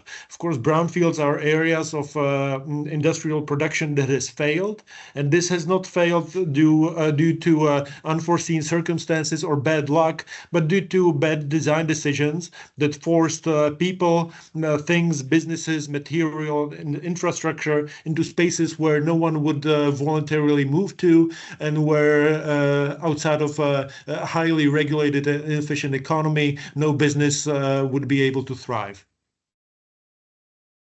Ось вам ще приклад цього, як зазначає Пітер. Це мапа Чехословакії після завершення Другої світової війни, проєкт подальшого розвитку і відбудови країни. Був такий момент, який дуже сильно бентежив нову владу в тому, що більша частина саме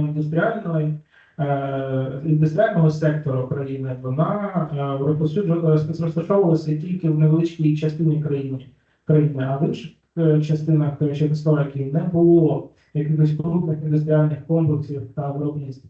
І ідея була в тому, щоб взяти ці індустріальні комплекси з однієї частини Чехословакії і равномірно розподілити по країні, щоб було більше саме місця для проживання людей і взагалі економічно вигідно на той момент це було. І таким чином оці ці місця вони були розподілені по країні, але вони ніяким боком не чіплялися в вже існуючі міста. Тобто це все було нове. І до всього цього також були пристроєні до місця, де жили робітники, я думаю, такі урбаністичні моменти. Але якщо ми візьмемо ці 3 мапи і наложимо один на одного, то ми побачимо, що ці регіони вони накладаються на так звані бурі зони. Бурі зони – це ті місця, де індустріальна економія, індустріальна діяльність провалилась. Тобто, як зазначає Пітер, проблема індустріалізації в цих місцях була не через те, що там якось економіка була погана або ще щось, а в тому, що модель проживання саме людей була погана. Тобто це були чіткі індустріальні зони, звідкіля людям не можна було, які не можна людям було полишати, і взагалі це угнітало підприємницьку діяльність в цих зонах. І саме через це проблеми саме людського характеру і урбаністичності, вони призвели до того, що ця ініціатива вона провалилася. And also, this is closely tied to probably the greatest urban misconception and mistake of the past century, which was taking the image on the right and saying that everything about it is wrong, and the main solution to all of urban problems is to bring in as much light, fresh air, and of course cars as possible, no matter the cost. The idea in every country was that this wide infrastructure for cars is going to be so pleasant and beautiful and full of green areas that happy families with children are going to be strolling around, spending their time while observing the cars and being happy that speed and light is finally making them free.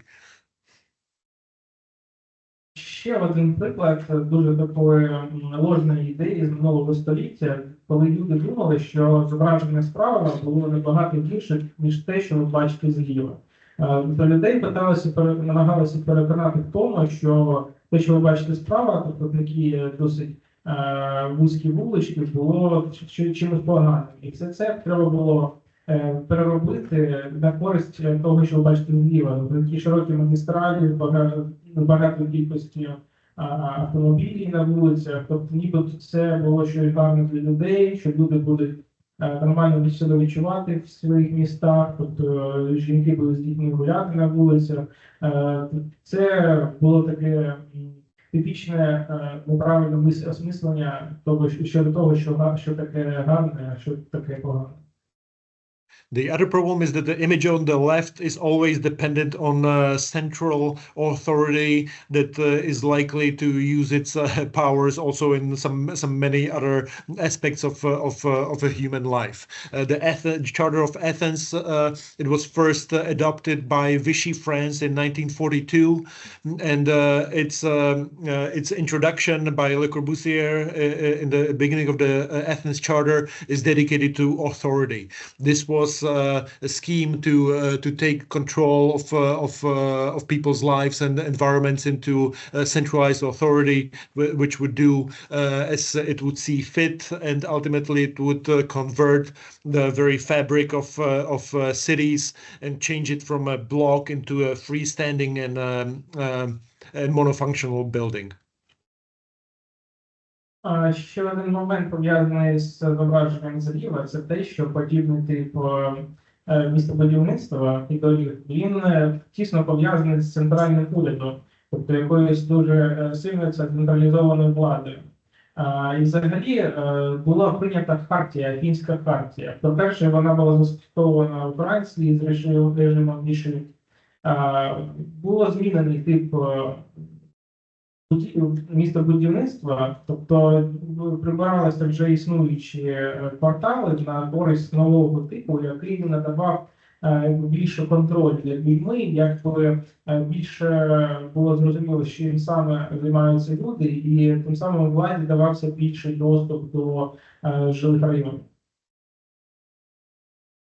And of course, Le Corbusier's main design points were car, faster, faster, and death to street. Like these are actual real quotes. I had to double check multiple times, but in his manifestos, he was very clear about what he was proposing, and he succeeded.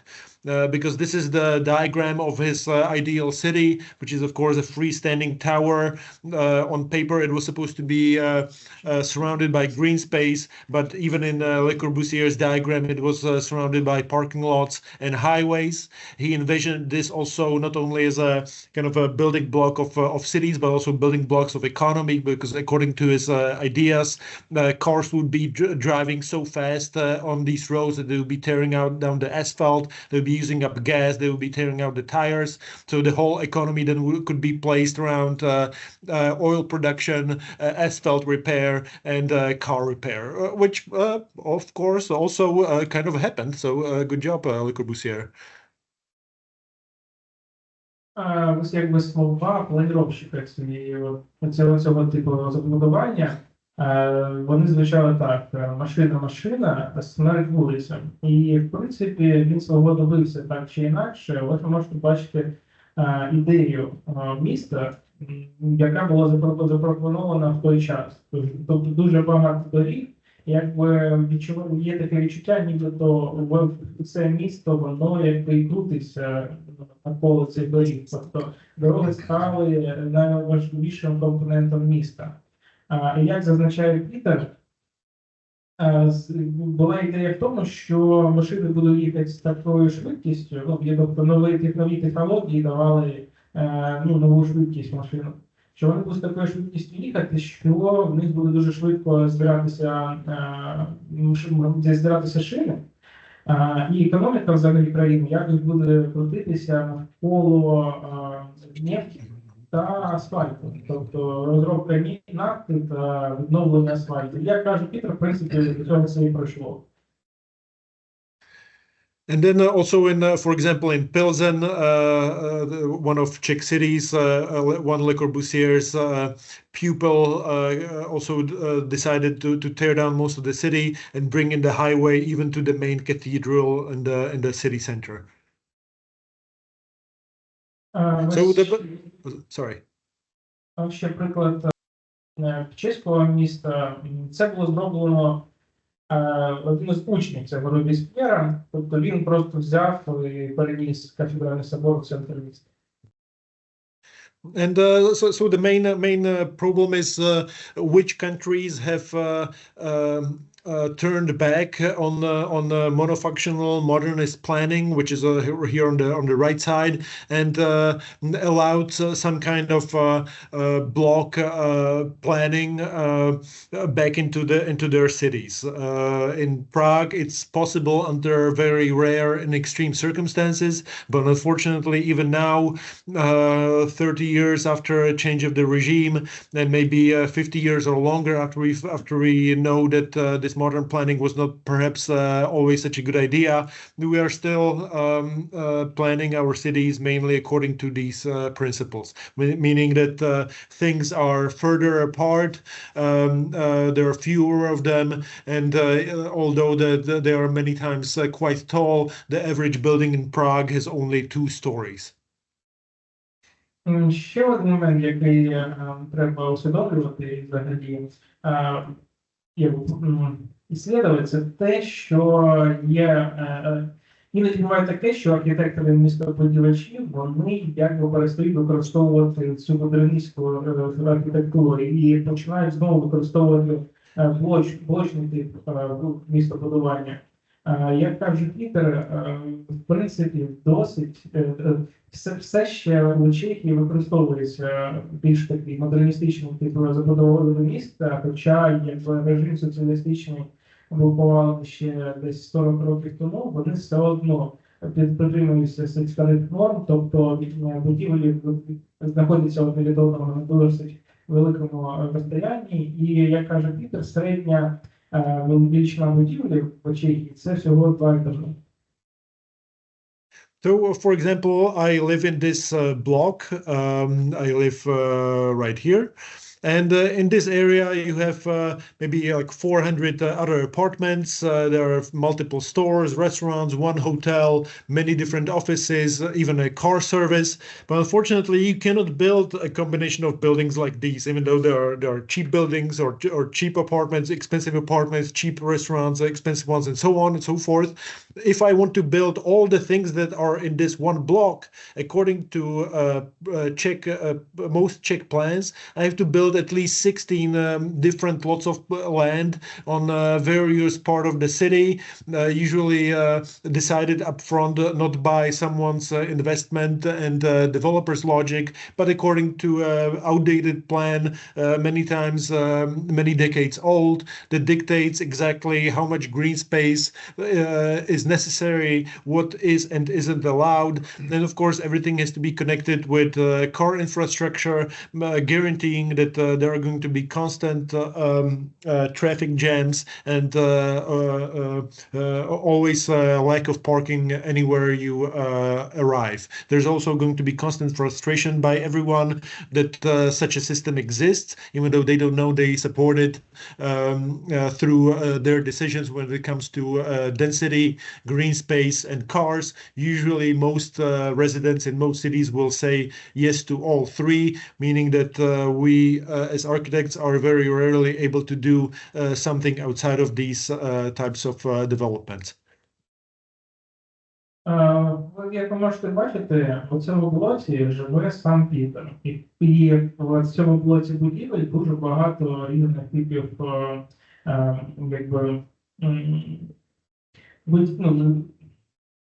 місць. Тобто, наприклад, там є і готелі, там є і СТО, ресторани, дуже багато типів будівель в одному блоці забудови. Але подібний тип забудови, він зараз заборонений в Чехії, тобто вже більше його не побудувати. Тобто, якщо ти захочеш знову побудувати готель, ресторан, СТО, якісь інші місця, треба для кожного з них робити окрему будівлю. Тобто воно з одного такого компактного типу забудови переростає дуже багато розподілених. Через що це відбувається? Через те, що дуже багато цих регуляцій, які були засновані на застарілих планах і архітектурних підходах ще з тих часів, вони все ще якби імплементуються, і всі ці норми пов'язані з зеленою інфраструктурою, машинами, усім цим, вони, в принципі, якби імплементуються через те, що люди дають добро. Тобто, в принципі, коли звичайно чеха питають, що для цього, що для нього важливо, вони відмічають, що все це для них важливо. Тобто зелені зони, і якась інфраструктура, і дороги, і тому саме як архітекторам їм доводиться все це якби усвідомлювати і якби представляти, що людям хочеться.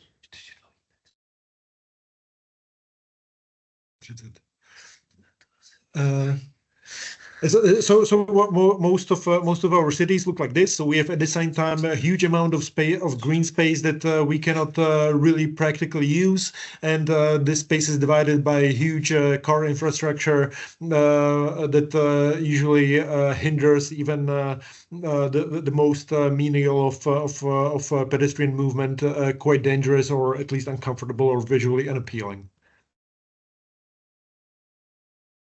Як ви можете бачити, то більшість Чехії, вона виглядає саме так, як на зображенні. Тобто дуже багато зелених насаджень, і усі вони розділені дорогами.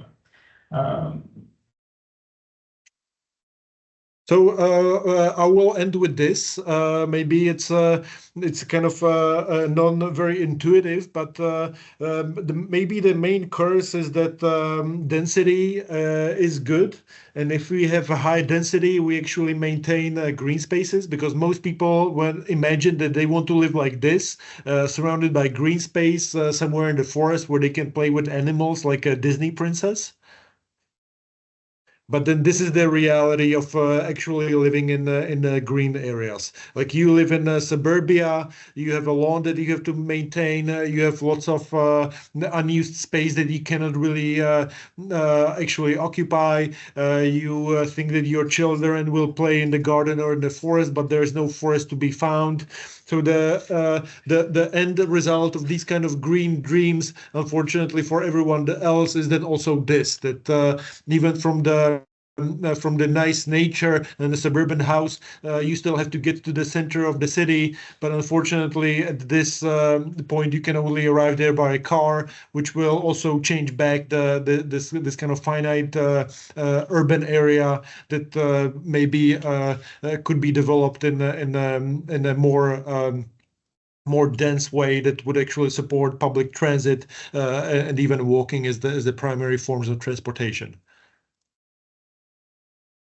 Як ви можете бачити, люди взагалі думають, що коли є дуже багато зелених насаджень, то це дає їм доступ до більшої кількості дикої природи. Тобто, в принципі, вони можуть уявляти, що вони, як віснянська принцеса, можуть пройти і гратися з якимись тваринками. Але насправді те, що вони отримують, це те, що ви могли бачити на другому зображенні, тобто дуже багато якихось зелених насаджень, але вони відокремлені від одне одного, вони якби вшиті в структуру міста, і взагалі якби виглядає це не завжди досить гармонічно. Також постає такий момент, що так чи інакше треба розвивати дорожню інфраструктуру, тобто всі ці естакади, прольоти, воно повинно бути в місті, і саме через це, коли у вас є зелені насадження, це саме не завжди працює так, як воно хотілося. So ultimately, cities, as I said, when they are formed by the rules of labor, nature, and rules, it's always also shaped by transport. And transport is not always just the function of highest speed, but also some other areas. Of course, the main urban reformer, Baron Haussmann in Paris. He was a very conservative baron, and he did these kind of nice Parisian streets, not for people to stroll around, because he hated people and he hated crowds. He designed these streets wide enough so he could put 3 cannons next to each other, so they can shoot protesters very efficiently if these protests were to occur. So Haussmann's plan, or the initial urban plan, was to control the population, but with this kind of regulated, dense urbanism. He also created a landscape where, to his surprise and disgust, citizens of the city suddenly wanted to take a look at what's in the city. They wanted to go shopping. They wanted to see other people doing this shopping, and they just wanted to stroll around the cities for pleasure, which never happened before. And Baron Haussmann hated this.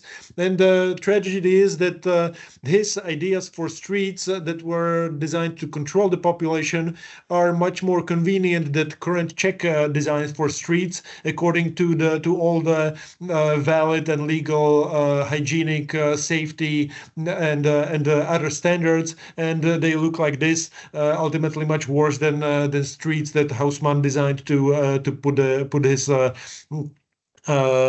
guns into to shoot protesters. Як зазначає Пітер, що так чи інакше, як дорожня розв'язка, взагалі те, що пов'язане з транспортом, типами пересування, воно саме впливає на те, як буде виглядати місто. Це є основний момент. І ось тут ви можете бачити ідею Хаусмана, це архітектор, він не дуже любив людей, взагалі, як це скупчення людей. І от такий тип планування, він був зроблений для того, щоб можна було поставити пушку, і якщо люди починають протестувати, йдуть на протест, можна було розвернути потрібний бік і вистрілити по людям. Хоча і все це як призвело до того, що людям так чи інакше подобалося ходити по вулицям, тобто людям не завжди тільки треба йти по магазинам, іноді вони просто хочуть пройтися по вулицям. Але ще такий момент, який зазначає Пітер, він досить іронічний, що тип запланування міста з дорогами, які можна використовувати для того, щоб розстрілювати протестувальників, він набагато кращий і удобніший, ніж те, що зараз є в Чехії. Це дуже таке вилазене, гігієнічне, чисте тип планування дорог, який до цього ж призводить до великої кількості проблем. And I will maybe leave you with this, that this is Charles Bridge. It's a very nice infrastructure. It's also a historical bridge, one of the oldest stone bridges in Central Europe. And even though it's mainly a tourist attraction, about 100,000 of people pass through it each day. And unfortunately, if according to most of current conditions, if you want to build a bridge for 100,000 people per day, you assume that all of them will be driving and the bridge will look something like this. Ось приклад, це Карлов міст в Празі, він один із найстаріших мостів в Чехії. Кожного дня там проходить десь 100 тисяч людей через цей кам'яний міст. В принципі, це дуже таки цікавий з точки зору туризму міст. Але, як зазначає Пітер, якщо б ви хотіли зараз будувати міст, то концептуально було б була подія в тому, що не люди будуть ходити по цьому мосту, а якби транспорт. І якби в наш час подібний міст виглядав от саме, як ви можете бачити зараз на екрані. So the main points that I think are most important in the planning is that we can't ever know what the aesthetic outcome will be, and we should not plan on it because even the best plan cannot force someone to build. It can only allow a certain type of construction to happen. It always has to be voluntary, and instead of planning for large size, too much parking, too much green spaces, and too big of infrastructure, no matter what kind, it's usually best just to plan for streets, major greenery that's really needed, and some services that can be guaranteed, and everything else should be left up to residents and individuals and people that for whatever reasons actually want to build something or develop something. So the lightest of plans are usually those that are most self-sufficient, such as here, like the old urban fabric has been here for almost 1,000 years, and it's very likely that will be here for at least few more, while this kind of infrastructure that is designed according to very strict, accurate, and likely plans that might ultimately fail is always going to be the risk of not having enough interest for the final users, or there's not going to be enough money to maintain it, or some kind of technological change will render it completely useless, and so on. So usually the lightest of planning that prioritizes small scale, easy construction, slightly taller things in places where it makes sense, and everything being closer together usually is what can last the longest, looks the best, and people appreciate the most. While at the same time we have to be mindful that all of the rules of construction and many ideas are against us. So we have to. So this will be a constant struggle, but it's worth pursuing. Thank you. То як фінальний момент, який б хотів підкреслити Пітер, це те, що під час планування архітектурних, взагалі архітектурних ідей, які ви хотіли імплементувати, там якби окончательний пользователь, тобто місцеві жителі, вони є вашими замовниками. Тобто саме те, що їм буде подобатися і взагалі мати якусь цінність для них, воно і буде існувати дуже багато років на майбутнє, і взагалі щось, що не сильно реально варто уваги.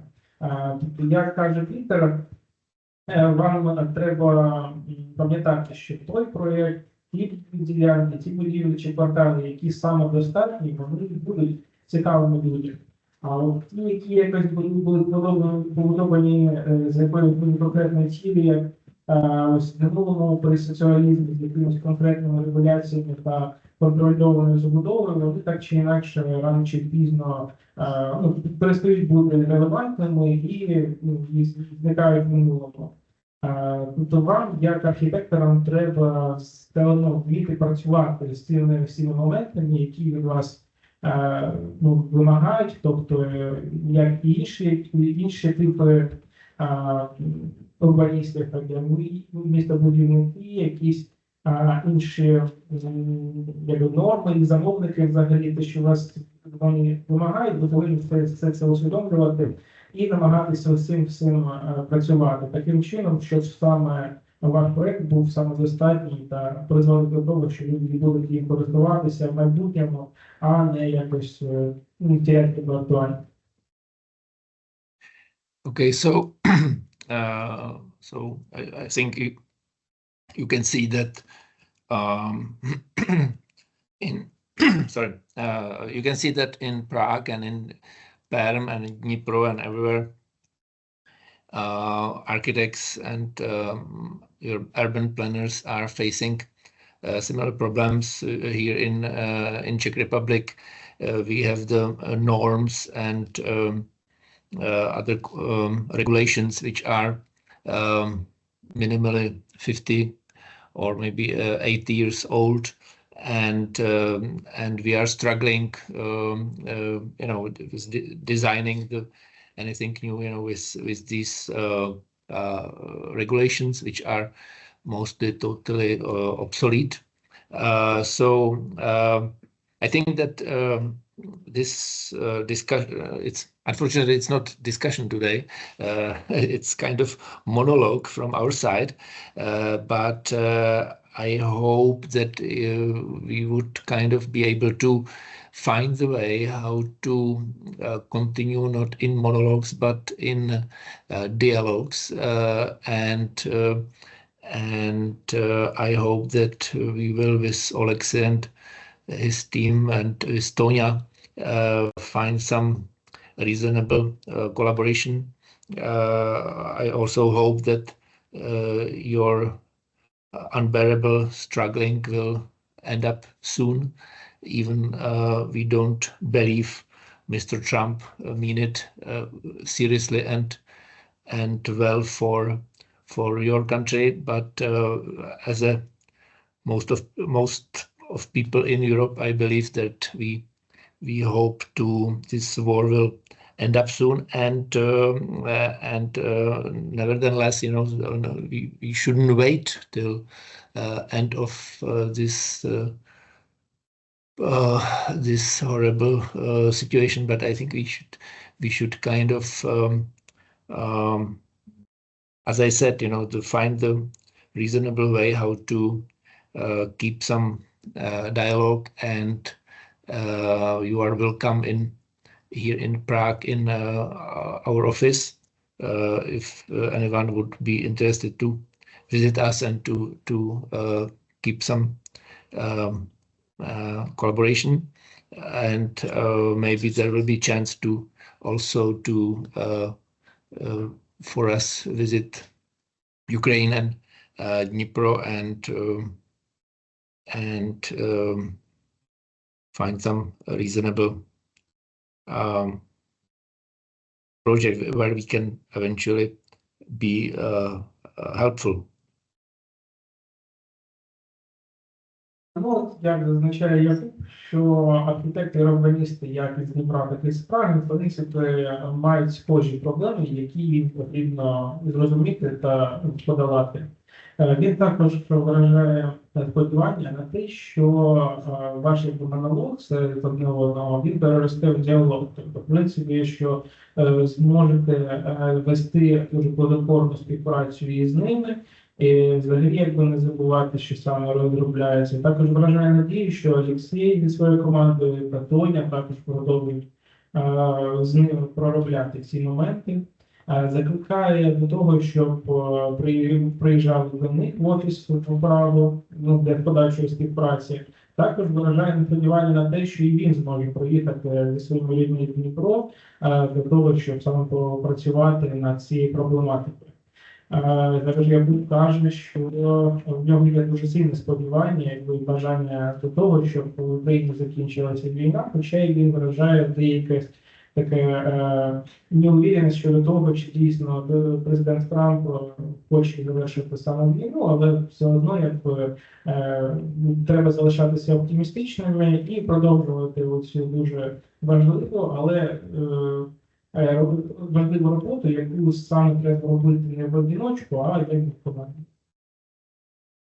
And let me thank you to Mr. Interpreter,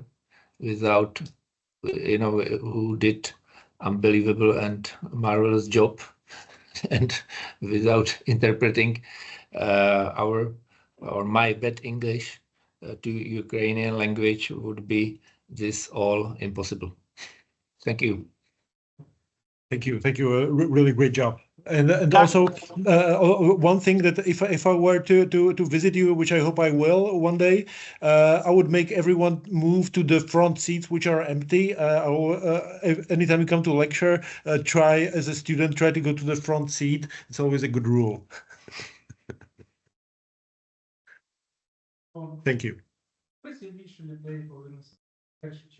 першій частині залу, тобто більше людей, які хочуть так чи інакше приймати участь в лекції, і в принципі більш бути зацікавлений в цьому, це типове таке правило, яке він підтримує.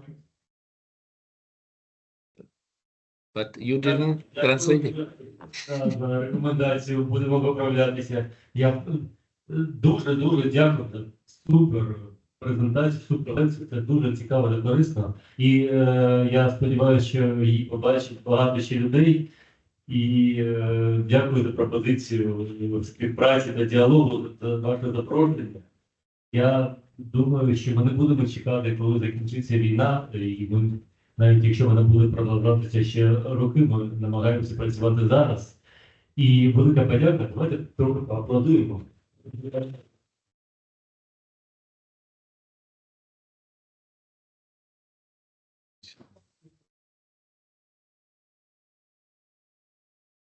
He's grateful for your support and overall willingness to provide us with some guidelines and overall helpfulness from your side. And he shares your sentiment about the fact that the war may actually end sooner or later, but that we still have to continue and work no matter what, like whether there is war or not.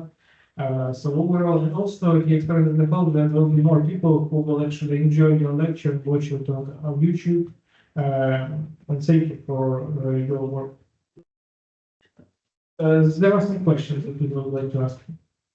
Давайте кілька питань, друзі. З чого краще почати аналіз міста? Тобто з чого починати аналіз? The first question.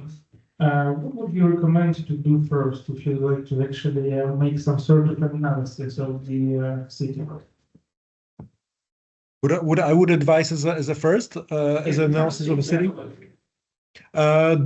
The simple one that's easy to get through OpenStreetMaps or some official maps is to get a figure ground or a Schwarzplan of a city just to see the fabric. The second one I would recommend is mapping out the largest population centers and the highest employment areas.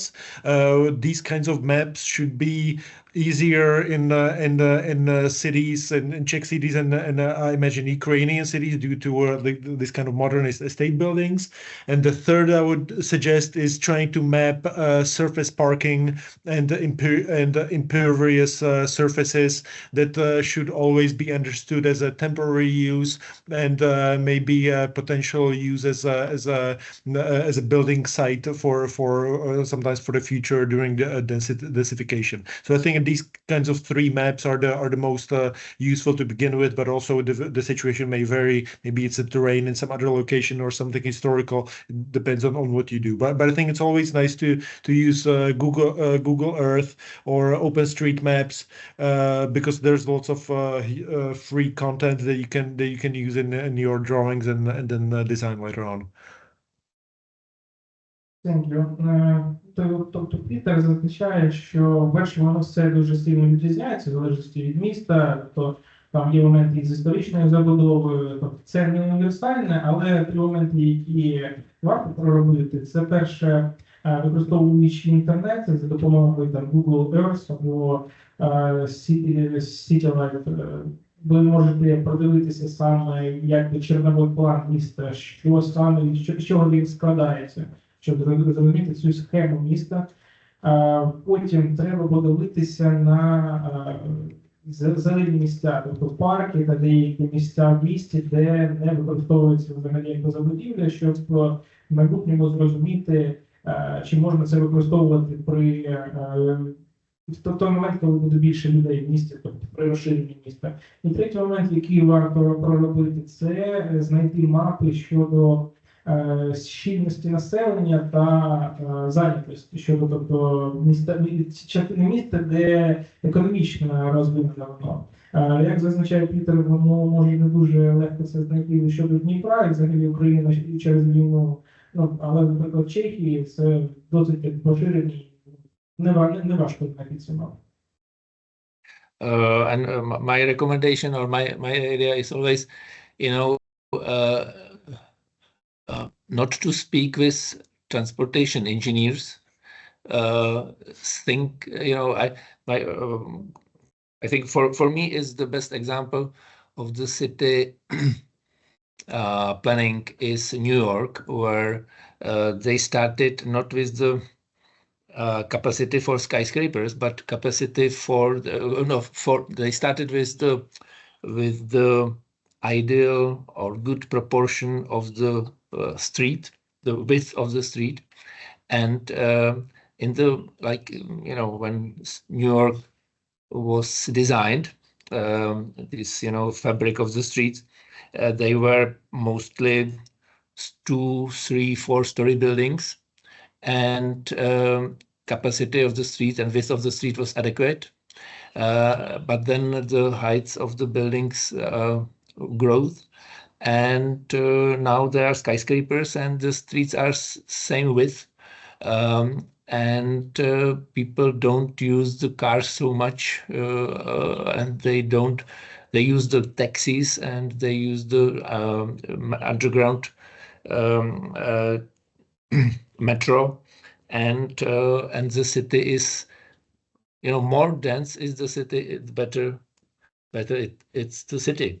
So I think the most dangerous profession for the city is transportation engineer. By the way, the transportation engineers exist since 60s of last century, but the profession of architects exists for a couple of thousand years. So I think we are more important than the traffic engineers. Ще одна рекомендація від Якуба – це не советуватися з транспортним інженером. От одним із гарних прикладів взагалі місць, які подобаються в цьому аспекті Якубу, це Нью-Йорк. В принципі, коли Нью-Йорк тільки забудовувався, тобто якась вимальовувалася схема міста, більшість будівель були десь висотою 2-3 поверхи.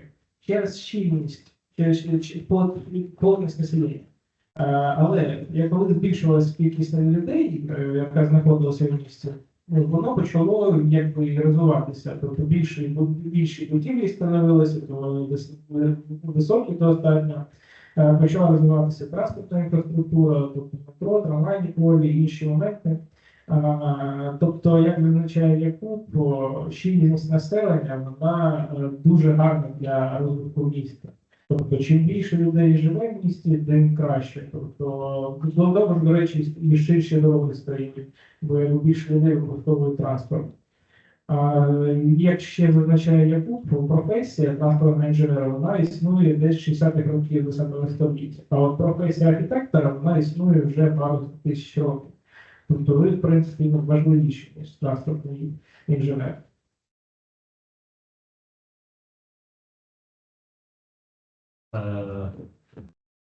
Площа Дніпра приблизно 400 квадратних кілометрів. Це в 4 рази більше, ніж Париж, наприклад, або 5 разів більше, ніж Ейнховен. При цьому щільність населення, те, що ми вивчали в свій час, по периметру більше, ніж в центрі. Бо центральна частина забудовувалася одноповерховими будівлями, і зараз існують обмеження на розвиток центру міста по поверховості, десь там до 20 метрів забудови може бути. Чи є досвід в Києві і Прагі, як працювати з тим, бо зрозуміло, що потрібно збільшувати щільність саме в центрі. Чи нас чекає шлях поліцентричного міста? So there is one more question.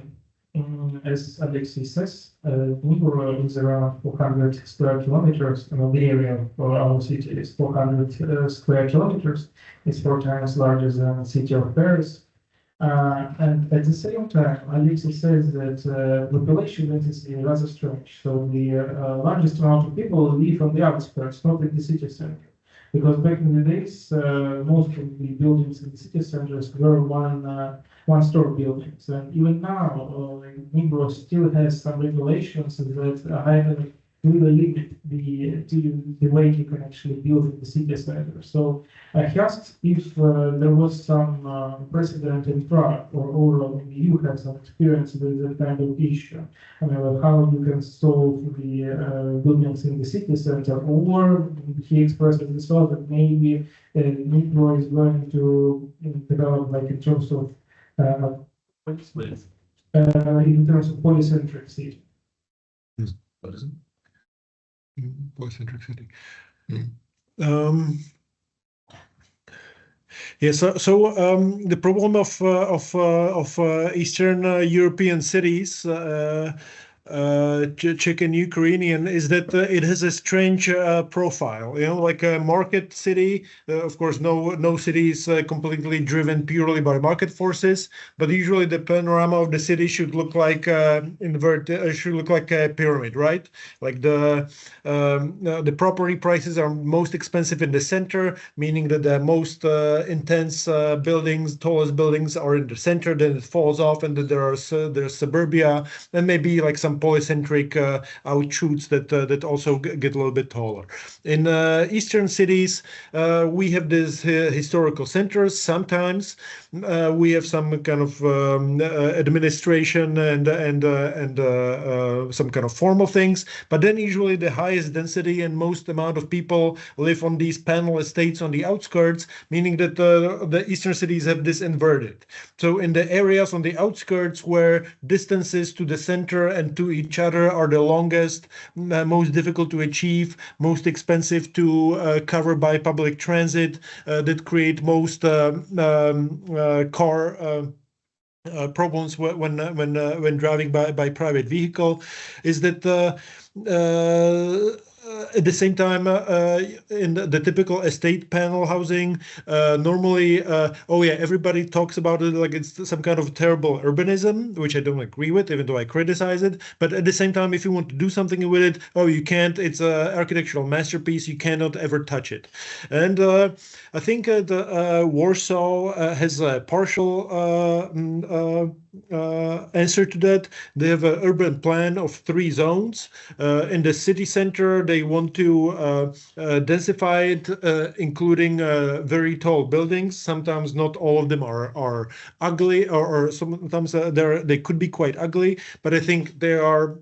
Is the right approach, that you have a high intensity development in the center and then it falls off. So they are trying to kind of like invert the cards that they have been dealt with, but of course it takes time and also political will and so on, and Prague has not really achieved it. Like the development in Prague, when it happens, it's very rarely in the city center, unless of course it's our project that we get to do. So sometimes nice work in the city center, but it's very rare. Like it shouldn't be just our business. All architecture should be able to do this quickly. If that answers your question.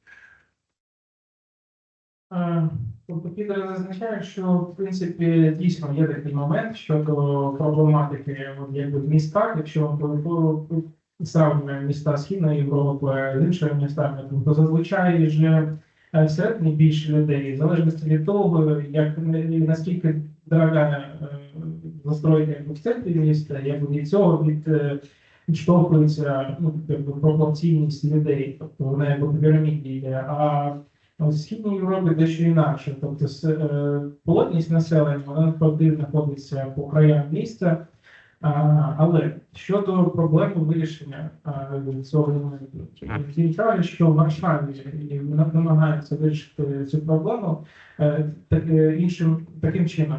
Вони забудовують ці центри новими будівлями саме в типу житлового типу. Вони не завжди гарні, але все одно якби виходить, що їх добудувати там дуже повільно, але таким чином вони збільшують кількість населення саме, щоб вони жили в центрі міста. До всього цього він каже, що це дуже сильно пов'язано з політикою. Тобто це і вміння працювати з політиками, якби чути, що саме вони хочуть щодо того, щоб покращити свій політичний рейтинг. Дуже багато моментів, які якби не дають повністю вирішити цю проблему, але щось не робиться в цьому напрямку. Щодо Праги, він каже, що принципі, є їх проєкт, так чи інакше пов'язаний з центром міста, але все одно це дуже все важко. При всьому цьому треба пам'ятати, щоб не тільки як одні люди займалися цим, а щоб багато різних архітекторів теж могли приймати участь в подібних проєктах.